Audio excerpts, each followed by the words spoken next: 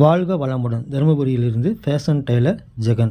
இன்றைக்கி வீடியோவில் வந்து பார்த்தீங்கன்னா கேரளா சாரியில் கட் பண்ண ஒரு ப்ளவுஸு. இந்த ப்ளவுஸில் வந்து பார்த்தீங்கன்னா கரைப்பகுதி கோல்டு கலரில் தான் வரும், எல்லாருக்குமே தெரியும். இந்த கைப்பகுதி போக மிச்சம் இருக்கக்கூடிய கோல்டு கலரை வந்து பார்த்தீங்கன்னா நம்ம வந்து கழுத்துக்கு வந்து பைப்பிங்காக வந்து கொடுக்கணும். நிறைய பேருக்கு வந்து பார்த்திங்கன்னா இந்த பார்ட்ரு வந்து கழுத்துக்கு வந்து பைப்பிங் கொடுக்குறதுக்கே வந்து பத்தாது. ஏன்னு கேட்டிங்கன்னா பார்ட்ரு வந்து ரொம்ப சின்னதாக வரும்.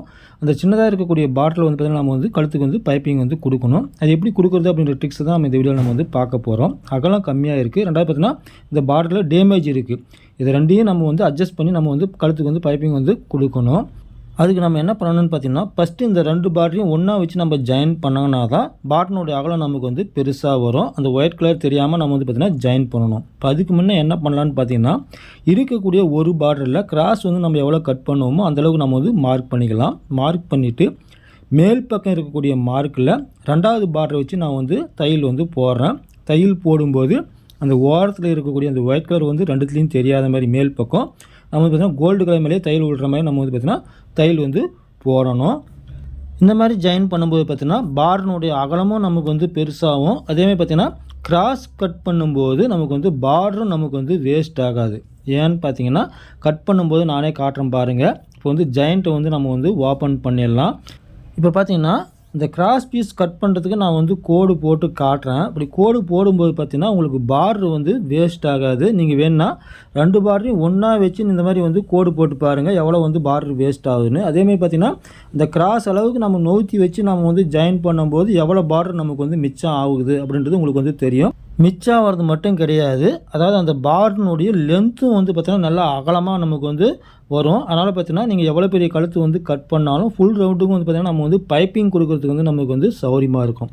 இல்லை சார் நீங்கள் சொல்கிற மாதிரியே நான் வந்து கம்மி தாசி தான் வச்சு நம்ம வந்து கிராஸ் வந்து கட் பண்ணேன், அப்படி இருந்தும் எனக்கு வந்து பார்த்திங்கன்னா கழுத்து வந்து பைப்பிங் வந்து பத்துறதில்லை அப்படின்னு நினச்சிங்கன்னா பெரும்பாலும் வந்து பார்த்திங்கன்னா லெஃப்ட் சைடு வந்து நமக்கு வந்து வெளியே வந்து கழுத்து வந்து தெரியாது. அந்த லெஃப்ட் சைடு இருக்கக்கூடிய ஷோல்டர்லேருந்து லெஃப்ட் சைடு இருக்கக்கூடிய கழுத்துக்கு மட்டும் முன்பக்க கழுத்துக்கு மட்டும் நம்ம ப்ளவுஸ் பீஸே வந்து கிராஸ் வந்து கட் பண்ணி நம்ம வந்து பேக் சைடுனுடைய கழுத்துக்கும் ரைட் சைடுனுடைய ஃப்ரண்ட்டு கழுத்துக்கும் நம்ம வந்து பார்த்திங்கன்னா பார்டர் வந்து கொடுத்துக்க முடியும். அப்படி செஞ்சாலும் பார்டர் இன்னும் நமக்கு கம்மியாக வந்துச்சுனாலும் நமக்கு வந்து பார்த்திங்கன்னா நமக்கு அந்த கழுத்து வந்து பைப்பிங் ஃபுல்லாகவே நமக்கு வந்து வரும். இதெல்லாம் வந்து பார்த்திங்கன்னா சின்ன சின்ன ட்ரிக்ஸு தான். இதெல்லாம் வந்து தெரிஞ்சுக்கணும். பார்த்தீங்கன்னாவே தெரியும். ஏற்கனவே வந்து பார்த்திங்கன்னா 6 பீஸ் கட் பண்ணாவே எவ்வளோ பெரிய கழுத்தாக இருந்தாலும் நமக்கு வந்து பார்த்திங்கன்னா ஃபுல் லென்த்துக்கும் பைப்பிங் வந்து வரும். அதேமாதிரி பார்த்திங்கன்னா இது நேர் பீஸுன்றதுனால அந்த கிராஸ் எப்படி இருக்கோ அதை நம்ம வந்து அப்படியே வந்து ஜாயின் பண்ணலாம். அந்த மாதிரி ஜாயின் பண்ணும்போது பீஸும் வந்து பார்த்திங்கன்னா நேராக தான் நமக்கு வந்து வரும். அதையும் வந்து ஜாயின் பண்ணி நான் வந்து காட்டுறேன். லென்த்து எவ்வளோ வருது அப்படின்றத ப்ளவுஸில் வந்து அளந்து காட்டுறேன். எல்லாருக்குமே வந்து பைப்பிங் வைக்கிறது தெரியும். அதாவது இருக்கக்கூடிய பார்டரை எவ்வளோ சிக்கனமாக இருந்தாலும் நம்மளால் வந்து பார்த்திங்கன்னா பைப்பிங் வந்து கொடுக்க முடியும் அப்படின்றதுக்காக தான் இந்த வீடியோ. ஏன்னா நமக்கு சேரீயில் வரக்கூடிய பார்டர் வந்து பார்த்திங்கன்னா மேட்சிங் வந்து நமக்கு வந்து தனியாக கிடைக்காது. நீங்கள் தனியாக கிடைச்சாலும் மேட்சிங் வந்து சரியாக இருக்காது, கம்மி ஜாஸ்தி தான் வந்து இருக்கும். அதனால் கைப்பகுதி போக மிச்சம் இருக்கக்கூடிய பார்டரில் நம்ம வந்து கண்டிப்பாக இதை வந்து செய்ய முடியும். இப்போ பார்த்தீங்கன்னா ஒவ்வொரு பீஸாக நான் வந்து ஜாயின் பண்ண வரேன். ஜாயின் பண்ணும்போதே தெரியும் அந்த ஜாயிண்ட்டில் ஒன்று மிச்சமாகவும் ஒன்று கம்மியாகவும் இருக்கும். நம்ம கட் பண்ணும்போது கரெக்டாக ஒரே அளவுக்குலாம் கட் பண்ணணும்னு அவசியம் கிடையாது. ஒரு நூல் முன்ன பின்ன வந்தாலும் பரவாயில்ல, நம்ம வந்து பார்த்திங்கன்னா கரெக்டாக நம்ம வந்து நேராக வந்து கட் பண்ணாவே போதுமானது. ஏன்னா நம்ம ஒரு பக்கம் மடித்து தையல் போடும்போது, அதாவது எல்லா பீஸும் ஜாயின் பண்ணி ஒரு பக்கம் மடித்து நம்ம வந்து தையல் போடும்போது அந்த கிராஸ் வந்து ஜங்கும். அப்போ வந்து பார்த்திங்கன்னா ஒரு தாளை மிச்சமாகவும் ஒரு தாளை கம்மியாகவும் வந்து அகலம் வந்து நமக்கு வந்து வரும். அதனால் வந்து பார்த்திங்கன்னா ஒரு பக்கம் மடித்து தையல் போட்டுட்டு மிச்சம் இருக்கக்கூடிய பீஸை வந்து பார்த்திங்கன்னா ஒரே அளவுக்கு நம்ம வந்து கட் பண்ணிக்கலாம். இப்போ பார்த்திங்கன்னா அந்த டேமேஜ் இருக்கிறத நான் வந்து இந்த இடத்துல கட் பண்ணுறேன். இது ஏன் சார் கட் பண்ணுறீங்கன்னு கேட்கக்கூடாது. அந்த இடத்துல வந்து பார்டர் வந்து அந்த டேமேஜ் இருக்கிறது எல்லாத்தையும் நான் வந்து பார்த்திங்கன்னா கட் பண்ணி எடுத்துடுறேன். கட் பண்ணுறது பார்த்திங்கன்னா அதே கிராஸுக்கு வந்து கட் பண்ணணும். அப்போ தான் பார்த்திங்கன்னா கட் பண்ணும்போது நமக்கு ஜாயின் பண்ணும்போதும் ஒரே நேராக நமக்கு வந்து வரும். இப்போ பார்த்திங்கன்னா ரெண்டு பீஸாக ஜாயின் பண்ணிட்டேன். இது எல்லாத்தையுமே பார்த்திங்கன்னா ஒன்றா இப்போ நான் வந்து ஜாயின் பண்ணிக்கிறேன். இப்போ பார்த்திங்கன்னா இது ஜாயின் பண்ணிவிட்டு நம்ம வந்து கழுத்தினுடைய அகலத்துக்கு நம்ம அளந்து பார்க்கும்போது இந்த ப்ளவுஸினுடைய கழுத்தை விட நமக்கு வந்து மிச்சமாக தான் இருக்கும். இது வந்து பார்த்திங்கன்னா கழுத்தினுடைய இறக்கம் ஒரு 10 இன்ச்சு கழுத்து இறக்கம், ஃப்ரண்ட்டு இறக்கமும் பார்த்திங்கன்னா ஒரு 6 இன்ச்சு. இப்போ இந்த அளவுக்கு இருக்கக்கூடிய ப்ளவுஸுக்கு நான் சேரீயில் வந்து பார்த்திங்கன்னா ஒரு 75 சென்டிமீட்டர் தான் நான் வந்து கட் பண்ணேன். அதுக்கும் கம்மியாக தான் இருக்கும். நான் எப்பவுமே பார்த்தீங்கன்னா 70 சென்டிமீட்டருக்கு மேலே நான் வந்து சேரீயில் வந்து கட் பண்ணவே மாட்டேன். இப்போ பார்த்திங்கன்னா எல்லா பீஸும் நம்ம வந்து ஜாயின் பண்ணிட்டோம். இப்போ கழுத்தினுடைய அகலத்துக்கு ஃபுல்லாக வந்து பார்த்திங்கன்னா நம்ம வந்து செக் பண்ணி காட்டுறேன். எவ்வளோ பார்டர் மிச்சம் இருக்குது அப்படின்றதையும் வந்து பாருங்கள். ஸ்டார்டிங்கில் வந்து எண்டு வரைக்கும் வச்சு காட்டுறேன்.